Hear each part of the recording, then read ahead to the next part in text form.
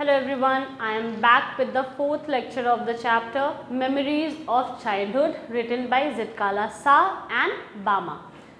I have already told you that the chapter has been divided into two stories. We have already discussed the first story, that was the cutting of my long hair, and today we will discuss the second part of the chapter, that is the second story written by Bama.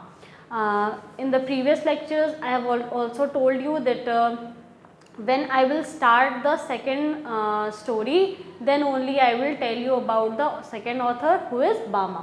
मैंने आपको ये बताया था पिछले lectures में कि जब मैं सेकेंड स्टोरी को स्टार्ट करूँगी तभी मैं आपको आपके सेकेंड राइटर के बारे में बताऊँगी जिनका नाम था बामा। जैसे कि हमने फर्स्ट में स्टार्ट किया फर्स्ट स्टोरी को, तब हमने ज़िटकाला के बारे में डिस्कस किया था, और आज हम सेकेंड स्टोरी स्टार्ट करने वाले हैं, तो वी विल डिस्कस अबाउट बामा। ऑलराइट, नाउ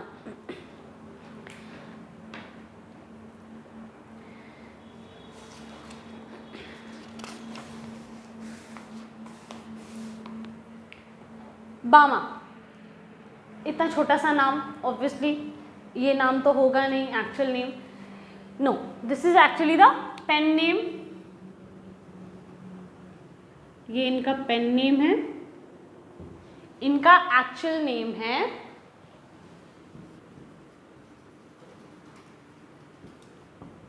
बामा फॉस्टिना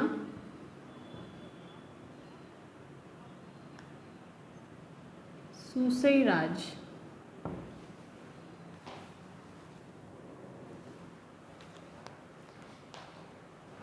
बामा फॉस्टिना सुसैराज, ये इनका पूरा नाम है, जो कि शॉर्ट है बामा, पेन नेम।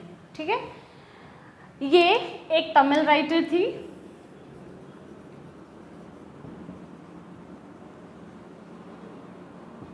ये एक नॉवेलिस्ट है और ये एक फेमिनिस्ट भी हैं, दलित फेमिनिस्ट। ठीक है, तो इनको तमिल दलित फेमिनिस्ट भी बोला जाता है।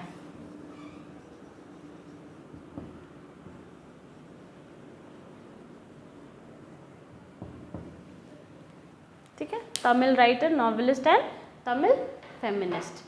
ये फेमिनिस्ट क्या होता है? जो इक्वल राइट्स फॉर विमेन के लिए जो एक्टिविस्ट होती है उनको फेमिनिस्ट बोला जाता है। जो लोग बिलीव करते हैं that women should also be given equal rights, ठीक है, तो उनको फेमिनिस्ट बोला जाता है कि औरतों को भी समान अधिकार मिलना चाहिए। और ये दलित थी, ये दलित कम्युनिटी से बिलोंग करती थी। ये बहुत बड़ा रीज़न है जिस वजह से ये चैप्टर को लिखा गया है, और इन्होंने इसी कम्युनिटी से बिलोंग करने की वजह से इनका जो चाइल्डहुड है वो थोड़ा सा बिटर रहा है, हार्श रहा है, जिसको इन्होंने इसमें डिस्कस किया है। तमिल में इनके ज़्यादातर राइटिंग्स हैं और ये नॉवेलिस्ट भी थी। Alright, now we shall discuss what has been written in your book.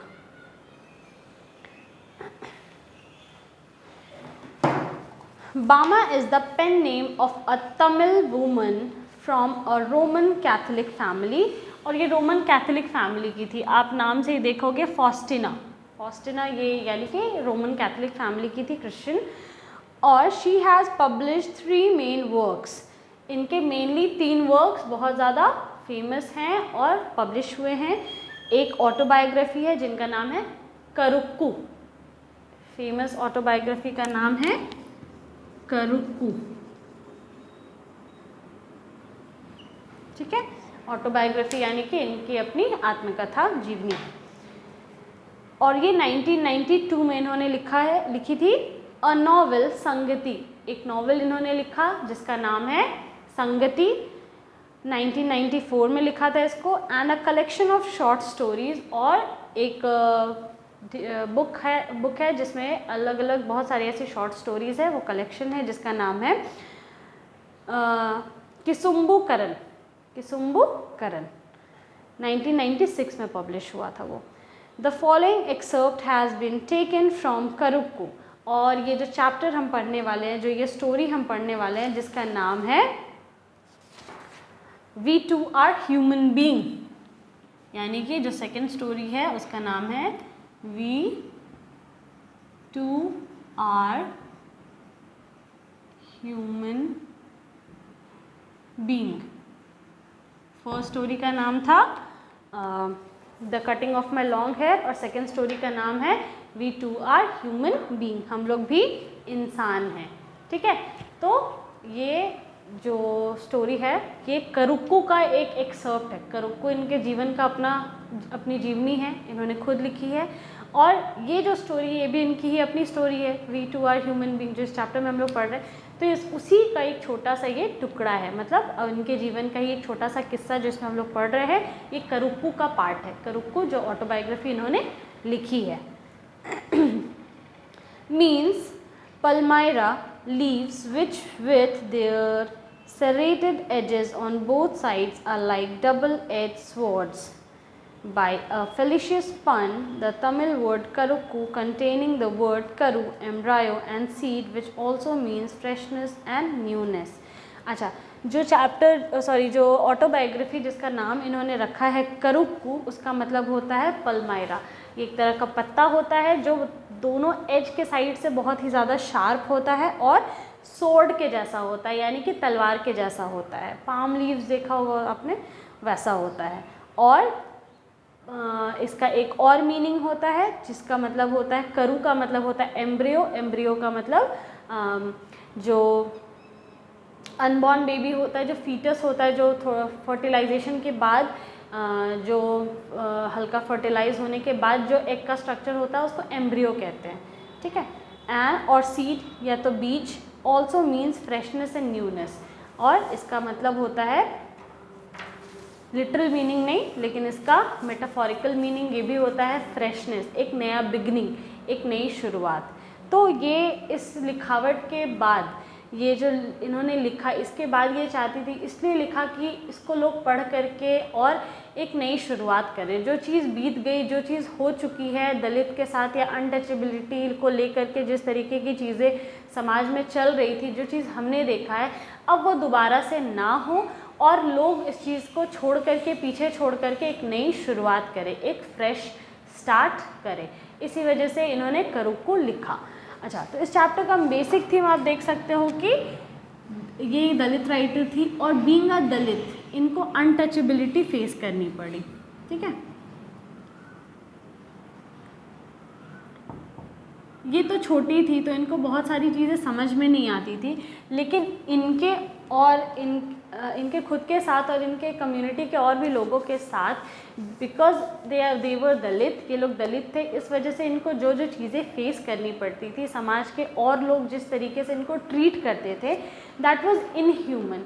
ये इनसेंसिटिव था, बिल्कुल भी जायज़ नहीं था, और ये सारी चीज़ों को देख करके इनको और वैसे समाज में रहने से इनको बहुत तकलीफ़ होती थी। और सबसे ख़राब बात थी कि दूसरे लोग कुछ बोलते नहीं थे, कोई आवाज़ नहीं उठाते थे, तो ये बात इनको और ज़्यादा खलती थी। और ये रीज़न था कि ये थोड़ी रिबेलियस एटीट्यूड की हो गई, जिसके वजह से इन्होंने आप देख ही रहे हैं कि ये फेमिनिस्ट हैं, एक एक्टिविस्ट हैं, ये लिखना शुरू करती हैं, आवाज़ उठाना शुरू करती हैं। So shall we start? When I was studying in 3rd class, I hadn't yet heard people speak only of untouchability. ये इनकी जो स्टोरी है ये तब की है, ये जिस किस्से को ये शेयर कर रही हैं ये तब की है जब ये क्लास 3rd में थी। ठीक है, और ये बोलती हैं कि सोचो क्लास 3rd में इतना छोटा बच्चा, जिस समय उसको समाज क्या होता है, जात क्या होता है, छुआछूत क्या होता है, ये सारी चीज़ों के बारे में पता तक नहीं होना चाहिए, उस समय ये इस चीज़ को फील कर रही थी, उस समय ये चीज़ को महसूस कर। 3 क्लास की चीज़ें हम लोग को क्या याद होती हैं? कुछ भी याद नहीं होता है। ये तक याद नहीं है कि हम लोग 3 क्लास में कौन से क्लास में बैठते थे या क्या पहनते थे, बहुत धुंधली होती है उस समय की याद। और अगर ये उस बारे में लिख दे रही हैं तो आप सोचो कि वो उनके दिमाग में कितना फ्रेशली इम्प्रिंटेड होगा, कि वो उस समय की बात उनको इतने अच्छे से याद है कि वो उस पर बड़े होकर के किताब लिख दे रही हैं, उस इंसिडेंट को वो डिस्क्राइब कर दे रही हैं। तो सोचो कि कोई इंसिडेंट दिमाग पे कितना गहरा घाव छोड़ देता है या कितना गहरा इम्पैक्ट छोड़ देता है कि लोग को हमेशा वो चीज़ याद रह जाता है। तो ये 3rd क्लास में थी, तब की बात कर रही हैं और बोलती हैं कि आई हैवेंट येट हर्ड, अभी तक मैंने लोगों को ओपनली खुले में बोलते हुए नहीं सुना है अनटचेबिलिटी के बारे में, छुआछूत के बारे में लोगों को मुंह से बोलते हुए नहीं सुना है। But I had already seen, felt, experienced and being humiliated by what it is. लेकिन मैंने देखा है, देख लिया है, महसूस किया है, फेल्ट, एक्सपीरियंस, उससे गुजर चुकी हूँ, अनुभव है मुझे, एंड बीइंग ह्यूमिलिएटेड, और मुझे उसके द्वारा, उसकी वजह से ह्यूमिलिएशन भी हुआ है। मतलब ऐसा लग रहा है कि इनको शर्मिंदा भी किया गया है। अनटचेबिलिटी क्या है उसको फील भी कराया गया है। उसको ये, भले कोई उस वर्ड को नहीं बोलता है, भले ओपनली उसके बारे में कोई बात नहीं करता है कि तुम दलित हो, तुम्हारे साथ हम नहीं बैठेंगे, लेकिन जब ये क्लास में जाती हैं तो इनको नीचे बैठने के लिए बोला जाता है, या इनके बगल में कोई नहीं बैठता है। इनको ये नहीं बोला जाता है कि तुम दलित हो, तुम कुएं से पानी ले सकते हो, लेकिन हाँ ये बोला जाता है कि तुम कुआं में छुओगी नहीं पानी को, या बाल्टी को मत छूना। ठीक है, तो लोग रीज़न नहीं देते हैं, दलित बोल करके इनके साथ इनको शर्मिंदा नहीं करते हैं, लेकिन इनके साथ इन्होंने दलित होने का या अनटचेबल छुआछूत को देख लिया है, छुआछूत को महसूस किया है, छुआछूत को का अनुभव किया है, और इनफैक्ट उसके वजह से इनको शर्मिंदा भी होना पड़ा है। तो सोचो हमारा समाज कितना हिपोक्रेट है, कितना डबल फेस्ड है ना, कितने दो चेहरे लेकर घूमता है हमारा समाज। I was walking home from school one day, an old bag hanging from my shoulder. ये एक दिन की बात बताती है कि I was walking home, मैं स्कूल से घर आ रही थी एक दिन, और एक पुराना सा बैग मेरे कंधे से लटक रहा होता है। It was actually possible to walk the distance in 10 minutes. और इनके स्कूल से इनके घर आने में एक्चुअल डिस्टेंस जो था महज 10 मिनट लगता था इनके घर तक आने को, but usually it would take me 30 minutes at the very least to reach home. लेकिन ये बच्ची थी, चुलबुली थी, इधर उधर घूमते घूमते, इधर से चीज़ों को देखते, हम लोग छोटे बच्चे होता है ना कि कहीं पे फल दिख गया, आम दिख गया तो तोड़ने लग गए, बेर दिख गया तो तोड़ने लग गए, या दोस्तों के साथ दुकान में खड़े होकर कुछ खा लिए, या थोड़ा सा घूम लिए, नदी के पास चले गए। तो गांव में बच्चे इस तरीके से घर आते थे घूमते फिरते। पहले ऐसा नहीं था कि सीधा घर आना, सड़क से तुमको किडनैप कर लेगा, नहीं, गांव में ऐसा नहीं होता था। गांव में लोग बहुत मदमस्त होते थे, बच्चे अटखेलियाँ करते हुए घर आते थे, उनको कोई मतलब नहीं होता था, पेरेंट्स को भी पता है कि हाँ आ जाएगा आराम से, कोई टेंशन वाली बात नहीं है। ठीक है, तो ये ऐसे तो इनके स्कूल से इनको घर आने में 10 मिनट लगने चाहिए, लेकिन बामा को स्कूल से घर आने में एटलीस्ट 30 मिनट लगते थे, आधे घंटे लगते थे। It would take me from half an hour to an hour to dawdle along. कभी कभी इनको 30 मिनट से 1 घंटे भी लग जाते थे। ठीक है, 30 मिनट से 1 घंटे भी लग जाते थे। क्यों लग जाते थे स्कूल से घर आने को? क्योंकि ये बिल्कुल ऐसे चीज़ों को देखते हुए सुस्ती से इधर उधर घूमते हुए टहलते हुए चलती थी। ठीक है, डॉडल का मतलब होता है सुस्ती में।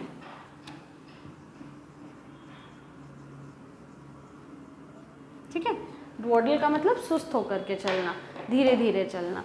तो वैसे वे चल चल के आती थी। Watching all the fun and the games that were going on. सड़क में जितने भी लोग खेल रहे होते थे तो थोड़ा खेल रुक के देख लिए, गेम देख लिए, चिड़िया को देख लिए, घोंसला देख लिए। ठीक है, all the entertaining novelties and oddities is in the street, the shop and the bazaar. अच्छा, बाज़ार लगता है तो बच्चे देखते हैं कि रस्सी पे कोई कुछ चल रहा है, या कहीं पे खेल चल रहा है, कोई नाटक चल रहा है, पपेट शो चल रहा है। तो ये सब सड़क की जो ऑडिटीज़ होती हैं, मतलब डेली जो सड़क पर जो लोग ठेला वगैरह लगाते हैं, कुछ कुछ बेच रहे होते हैं, तो धीरे धीरे ये सब चीज़ को देखते हुए, घूमते फिरते, कोई भी चीज़ जो एंटरटेनिंग हो, कोई भी चीज़ जिससे इनको थोड़ा सा इंटरेस्टिंग लगता था, तो वो सारी चीज़ों को वो मिस नहीं करती थी। देखते देखते सारी चीज़ों को आराम से घर आती थी, पूरी मस्ती करते हुए। कुछ भी इनको अनयूजुअल दिखता था सड़क पर, कुछ भी, तो उसको रुक करके देखती थी, ऑब्जर्व करती थी। अच्छा, गांव में होता था कि वीकेंड्स पे बाज़ार लगता है ना, कभी मंडे को लग गया, कभी संडे को लग गया, तो ऐसे जो हफ्ते वाला जो बाज़ार होता है उसमें भी नई नई चीज़ें होती हैं बेचने को। कोई बांसुरी बजा रहा है, कोई मोबाइल बेच रहा है, कोई बलून का कुछ शेप बना करके बेच दे रहा है। तो ये बड़े आराम से खड़े होकर के उसको ऑब्ज़र्व करती थी, देखती थी, तो इनको कभी कभी आधे से 1 घंटे भी लग जाते थे घर को आने में। The performing monkey, the snake with the snake charmer kept in its box and displayed from time to time. अच्छा, बाज़ार लगा है तो वहाँ पे एक मंकी बंदर होता है ना, और उसको नचाने वाला एक होता है जमूरा, है ना, तो वो लोग जो नाटक दिखाते थे, वो डांस करता था, रस्सी कूदता था, वो देखती थी। या जो सांप का खेल दिखाता है, अपने सांप लेकर के आता है अलग अलग, वो बीन बजाता है, स्नेक निकलता है, फिर वापस अंदर चला जाता है, तो वो देखती थी। सपेरा किस तरीके से उसको डिस्प्ले कर रहा है, अलग अलग तरह के स्नेक्स रहते थे वहाँ पे। The cyclist who had not got off his bike for 3 days, एक साइकिल चला रहा है, एक लड़का जो एक ही पहिए वाला साइकिल चला रहा है और 3 दिन से उस साइकिल से उतरा नहीं है, कंटिन्यूस का रिकॉर्ड चल रहा है, अभी भी ज़मीन पर उसने पैर नहीं रखा है। तो ये सारी चीज़ें। And who kept paddling as hard as he could from break of day, और वो पैडल किए जा रहा है, जब से दिन शुरू हुआ है तब से वो पैडलिंग किए ही जा रहा है। The rupee note that were pinned on to his shirt to spur him on. अच्छा, कुछ लोग जादू दिखाते हैं कि एक रुपए का नोट रखते हैं, उसको शर्ट के अंदर पिन कर लेते हैं, किस तरीके से गायब कर देते हैं, फिर वो वहाँ से कुछ और बन के निकलता है। द स्पिनिंग व्हील, जो बड़ा सा झूला होता है, जाइंट व्हील, जिसमें झूला लोग बैठ करके झूलते हैं। द मारियाता टेम्पल, वहाँ पे बड़ा सा कोई टेम्पल होगा जिसका नाम है मारियाता। द ह्यूज बेल हैंगिंग, बड़ा सा उसमें घंटा लगा हुआ है, लोग बैठे हुए हैं, लोग मंदिर जा रहे हैं, लाइन लगे हुए हैं, पूजा कर रहे हैं। The Pongal offering been cooked in front of the temple, Pongal का टाइम है, लोग वहाँ पे लंगर भोग लग रहा है, ठीक है, भोग बन रहा है मंदिर के बाहर। The dried fish stall by the statue of Gandhi, Gandhi ji का एक स्टैच्यू है, उसके बाहर सूखी हुई मछलियों का स्टॉल है। ड्राइड फिश मतलब कुछ होगा खाने का सामान जैसा। द स्वीट स्टॉल, मिठाइयों का स्टॉल लगा हुआ है। The stall selling fish selling fried snack, एक स्टॉल है जहाँ पे फ्राइड स्नैक्स मिल रहे हैं, जैसे चिप्स हो गए और बनाना चिप्स, ये सब बहुत साउथ में बहुत ज़्यादा फेमस होता है। And all the other shops next to each other, और सारे दुकानें जो एक दूसरे के आसपास हैं, वो सारी दुकानों को, सोचो कितना छोटा छोटा डिटेल्स उन्होंने डिस्क्राइब किया है। ऐसा लग रहा है कि मेले के बीच में हम लोग खड़े हैं और चारों तरफ ये सारे दुकान हैं, है ना। कहीं पे सांप दिखा रहा है, कहीं पे वो खेल दिखा रहा है, करतब दिखा रहा है, सर्कस में जैसे होता है, ठीक है, उस तरीके की चीज़ें ये पूरी तरीके से डिस्क्राइब कर रही हैं। तो एक बच्चा वहाँ आधे से 1 घंटा क्या, वहाँ पूरे दिन भी बिता सकता है। अगर घूमने जाते हैं हम लोग ऑब्वियसली डिज्नीलैंड या फिर ऐसा कोई जगह घूमने के लिए जाते हैं, मेला सर्कस, तो हम लोग का 4 से 5 घंटा कब चला जाता है और फिर भी वहाँ से आने का मन नहीं करता है बच्चों को, है ना। तो ये वहाँ से डेली गुजरती हैं और वापस आ रही हैं घर को, तो आधे से 1 घंटे में आ जा रही हैं, तो बेचारी बहुत जल्दी ही आ जा रही हैं। तो इनका वक्त कहाँ जाता था, इन्हीं सारी चीज़ों को ऑब्जर्व करने में, इन्हीं सारी चीज़ों को देखते हुए घर वापस आने में इनका वक्त चला जाता था और इनको इतना टाइम लग जाता था। The street light always demonstrating how it could change from blue to violet. अच्छा, सड़क पर जो लाइट्स लगे हुए थे वो ब्लू से लाइट होते, ब्लू से वॉयलेट हो जाते थे, फिर वॉयलेट से ब्लू हो जाते थे। जो भगभुक वो जो सीरीज़ बल्ब होता है वैसा जो लाइट चेंज करता है, तो ये इनके लिए बहुत इंटरेस्टिंग था। ये इंतज़ार करती थी कि अब लाइट चेंज होगा, अब लाइट चेंज होगा। तो बच्चे खड़े होते हैं, कभी कभी काउंट करते हैं कि देखो अब हम ऐसे 1 2 3 गिनेंगे तो देखना चेंज हो जाएगा, अब हम ताली बजाएंगे तो चेंज हो जाएगा। तो बच्चे खड़े होकर के वहाँ इस तरीके की हरकतें भी करते हैं, ठीक है। The Narikuravan hunter gypsy with his wild lemur in cages selling needles, clay beads and the instrument for cleaning out the ears. अच्छा, ये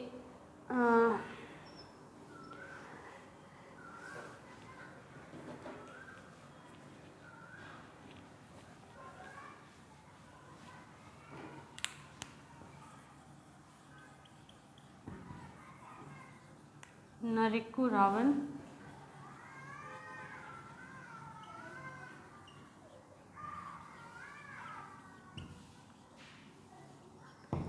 रावण जिप्सीज, ये क्या है? ये लोग वो होते हैं हंटर जिप्सी, जैसे कि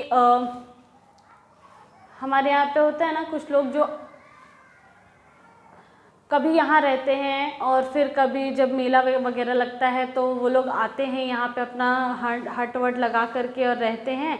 उसके बाद फिर जब मेला ख़त्म हो जाता है तो फिर वहाँ से चले जाते हैं, ठीक है। उसको नरिक्कू रावण जिप्सी बोला जाता है। ये लोग मतलब एक कम्युनिटी होते हैं, ट्राइब के जैसे, आदिवासी जैसे होते हैं, नोमैड्स भी बोल सकते हैं। ये लोग एक जगह नहीं ठहरते हैं, ठीक है। ये लोग अगर उस टाइम में मेला वेला का टाइम है तो वहाँ पे आए, रहे, करतब दिखाए, फिर जब मेला कहीं और शिफ्ट होगा तो ये लोग मेले के साथ ही घूमते हैं, ठीक है। एक जगह पे नहीं रहते हैं, जहाँ जहाँ मेला जाता है वहाँ वहाँ चले जाते हैं। और इन लोग के पास जानवर होते हैं, ये लोग जानवरों को कैद करके रखते हैं, ठीक है। उनके पास पिंजरे में जानवर होते हैं, वो होता है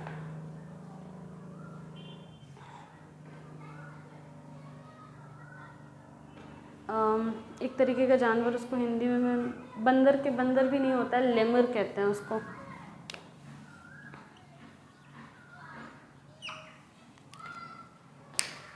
ना ही ये बंदर होता है, ना ही गिलहरी होता है, लेकिन उससे थोड़ा सा बड़ा होता है, गिलहरी से थोड़ा सा बड़ा उसी शेप का होता है, बहुत घना पूंछ होता है इसका। और इसको ये लोग पिंजरे में कैद करके रखते हैं, ठीक है। और जहाँ जहाँ जाते हैं ये दिखाते हुए घूमते हैं और इसको देखने के पैसे लगते हैं, ठीक है। सेलिंग नीडल्स, ये लोग सुइयाँ बेचते हैं। क्ले बीड्स, ये लोग जो छोटे छोटे मिट्टी के बने हुए बीड्स होते हैं, जैसे समंदर के किनारे जो बीड्स मिलते हैं, ठीक है, उससे माला वाला बनता है, वो सब बेचते हैं। And instruments for cleaning our ears, और कुछ कुछ ऐसे औजार बेचते हैं जिससे कान वान साफ होता है। Oh, I could go on and on. और अब इनको खुद रियलाइज़ हो रहा है कि अगर ये शुरू हुई हैं बोलना तो ये बोलती ही जाएंगी, ये थमेगी नहीं ये, क्योंकि इतनी सारी चीज़ों को बोलने की ज़रूरत नहीं थी, लेकिन ये बोलती जा रही हैं, लिखती जा रही हैं। तो इसीलिए कहती हैं कि ओह बहुत हो गया, मैंने बहुत सारी चीज़ें बोल दी, बहुत कुछ डिस्क्राइब कर लिया और मैं बोलती ही जाऊँगी। Each thing would pull me to a standstill and not allow me to go any further.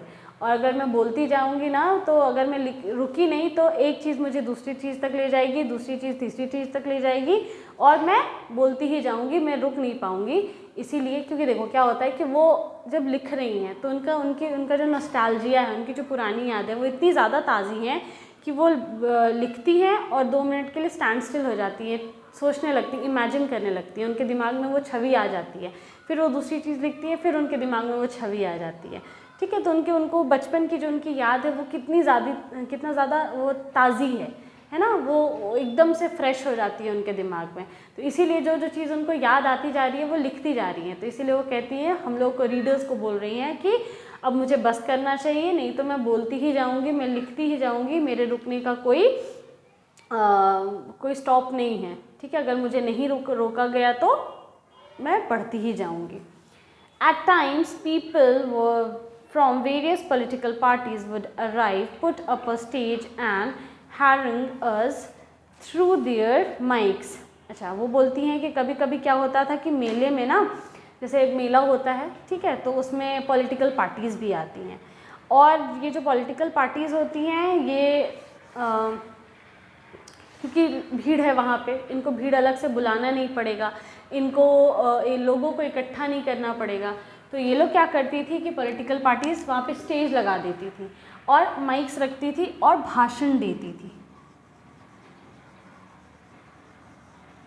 हैरंग, ठीक है, हैरंग का मतलब होता है भाषण देना। तो बोलती हैं कि कुछ पॉलिटिकल पार्टीज़ आती थी और उनको कुछ काम नहीं था, वो लोग क्या करते थे, वो लोग स्टेज लगा लेते थे और वहाँ खड़े होकर के हम लोग को अपने माइक से भाषण देते थे और हम लोग को परेशान करते थे। Then there might be a street play or a puppet show or a no magic, no miracles turn performance. कभी कभी क्या होता था वहाँ पे कि नुक्कड़ में जैसे नाटक होता है, लोग सड़क पे खड़े होकर के, जो ग्रुप होता है वो लोग क्या करते हैं, नाटक करते हैं। वो लोग नाटक करते थे। और कभी कभी पपेट शो भी होता था, यानी कि कठपुतली का नाटक भी चलता था, वो लोग भी एक्टिंग वगैरह करते थे, खेल दिखाया जाता था, करतब दिखाया जाता था। फिर no magic no miracle stunt performance भी होता था। कुछ आप देखोगे कि अगर सर्कस वगैरह लगा होगा तो मौत का कुआं लगता है वहाँ पे, ठीक है, कि ये कोई मैजिक नहीं है, कोई मिरेकल नहीं है। और वहाँ पे लोग बाइक चलाते हैं, स्टंट करते हैं, स्टंट परफॉर्म करते हैं, रस्सी पे बाइक वाइक चला देते हैं, साइकिल चला देते हैं, तो उस तरीके की चीज़ें करते हैं। तो उसको no miracle no magic no miracle stunt performance बोला जाता है, स्टंट दिखाते हैं लोग। All these would happen from time to time, और ये सारी चीज़ें टाइम टू टाइम होती थी, ऐसा नहीं कि सब एक ही दिन होता था कि सुबह ये वाला चीज़ मतलब एक ही दिन होता था, लेकिन अलग अलग समय पर होता था, ताकि लोग खड़े होकर के उसको अच्छे से देख सके। ये नहीं कि एक ही जगह पे चल रहा है, कुछ लोग वहाँ देख रहे हैं, कुछ लोग यहाँ देख रहे हैं, नहीं, लोगों के पास अंडरस्टैंडिंग होती थी, म्यूचुअल अंडरस्टैंडिंग होती थी लोगों में, क्योंकि हम लोग सब साथ में एक करतब दिखाएंगे तो तुम्हारे पास कुछ ही लोग रहेंगे, मेरे पास भी कुछ ही लोग रहेंगे, हम लोग अच्छे से कमा नहीं पाएंगे। तो ऐसा करो, तुम इतने बजे से इतने बजे अपना शो चलाना, तो तुम्हारे पास भी उतने ही लोग रहेंगे, फिर हम इतने बजे से इतने बजे रहें तो वो लोग मेरे पास आ जाएंगे, तो मेरे पास भी उतने ही लोग रहेंगे। तो इस तरीके का म्यूचुअल अंडरस्टैंडिंग होता था लोगों में। But almost certainly there would be some entertainment or other going on, लेकिन भले ही टाइम टू टाइम होता था, लेकिन कुछ ना कुछ हमेशा वहाँ चलता ही रहता था। ऐसा नहीं है कि एंटरटेनमेंट की कोई कमी नहीं थी, पूरे टाइम लोग वहाँ एंटरटेन हो सकते थे, कोई वहाँ जाकर के बोर नहीं हो सकता था, लोग वहाँ हमेशा कुछ ना कुछ मनोरंजन उनका चलता रहता था। Even otherwise, there were the coffee clubs in the bazaar, the way each waiter cooled the coffee, lifting a tumbler high up and pouring its content into a tumbler held on his other hand. अच्छा, even otherwise there were the coffee clubs. कभी कभी coffee clubs होते थे, जब कुछ नहीं है तो वहाँ पे कॉफ़ी क्लब्स हैं। तो कॉफ़ी क्लब्स बाज़ार में क्या होता था कि जो वेटर होता था, वो लोग देखोगे आप, जूस बनाता है या लस्सी बनाता है ना, तो वो लोग के हाथ में 2 टम्बलर होते हैं, 2 ग्लास होता है बड़ा बड़ा, और वो लोग ऐसे करतब दिखा दिखा करके डालते हैं उसमें, और वो गिरता नहीं है बिल्कुल। आजकल चला हुआ है ना कि एक आइसक्रीम वाला है, आप कोन दो उसको, वो उसमें आइसक्रीम डालेगा, फिर वो कोन उसके पास ही रह जाता है, वो आइसक्रीम उसके पास ही, आपको लगेगा कि वो आपको मिल गया, लेकिन वो कब आपके हाथ से ले लेता है, और इस तरीके के 5-6 मिनट वो आपके वेस्ट करता है, लास्ट में जाकर के वो आपको आइसक्रीम देता है। आई डोंट नो, पता नहीं वो एडिबल भी होता है या नहीं, लेकिन इस तरीके का खेल लोग दिखाते हैं बाज़ार में। तो उसी तरीके से जगलिंग करता है वो, दो ग्लास रहता है उसके हाथ में, कॉफ़ी डाल रहा है एकदम ऊपर से उछाल करके उसके, और इत्तेफाक नहीं, उसका हुनर, टैलेंट बोलो, कि वो कॉफ़ी में से एक बूंद भी ज़मीन को नहीं गिरता है, वो उनमें इतना स्किल होता है, इतना टैलेंट होता है, ठीक है। Lifting a tumbler high up, एक टम्बलर यानी कि ग्लास, बड़ा ग्लास, उसको दूर रखता है जग जैसा, और उसको एकदम ऊपर लेकर के जाता है। फिर pouring its content into a tumbler, फिर ऊपर वाले का कंटेंट दूसरे वाले टम्बलर में डालेगा उतने ही ऊपर से। और the way some people sat in front of the shop chopping up onion, their eyes turned elsewhere so that they would not smart. अच्छा, अब कुछ लोगों को देखोगे तो वहाँ पे मान लो कहीं खाने पीने के स्टॉल लगे हुए हैं, तो लोग बाहर बैठ करके चॉपिंग कर रहे हैं, उधर देख रहे हैं और यहाँ पे अनियन काट रहे हैं, ठीक है, यानी कि उनमें इतना आदत हो चुकी है उनको, वो चीज़ काटते काटते, वो देखते देखते कि उनकी आँख कहीं और है, लेकिन वो बिना देखे चॉप कर ले रहे हैं, इतने स्किल के साथ, इतने हुनर के साथ, कि उनका हाथ भी नहीं कट रहा है, और बिल्कुल भी ऐसा नहीं दिखावा नहीं कर रहे हैं, ऐसा नहीं लग रहा है वो लोग अपने आप को स्मार्ट दिखाने की कोशिश कर रहे हैं या किसी तरीके का कोई दिखावा कर रहे हैं। और the almond tree growing there and its fruit which was occasionally blown down by the wind, और वहाँ पे कुछ नहीं है अगर देखने को, तो वहाँ बहुत खूबसूरत सा आमंड का पेड़ है, और वहाँ पे जब हवा चलता है तो सारा का सारा आमंड जो है वो गिर जाता है, उसका फ्रूट गिर जाता है, ओकेजनली, हमेशा ऐसा नहीं होता है। तो कहने का मतलब है कि उनके गांव में हमेशा कुछ ना कुछ देखने को होता है। All these sights taken all together would tether my legs and stop me from going home. अब इतना खूबसूरत नज़ारा और हर तरफ ऐसे ही माहौल रहेगा, तो उनके कदम क्या होते थे, उनके ऑथर बामा के कदम उनको रोक लेते थे, और उनको हमेशा घर जाने में लेट हो जाती थी, देर हो जाती थी। तो यहाँ तक वो क्या कर रही थी, वो अपने ब्यूटीफुल एनवायरनमेंट को, अपने ब्यूटीफुल गांव को वो डिस्क्राइब कर रही थी, ठीक है, कि कितना खूबसूरत था और हर चीज़ वहाँ पे कितनी अच्छी थी या उनको कितना पसंद था वो सारा चीज़, ठीक है. Now we will discuss the chapter further in the next lecture. Thank you.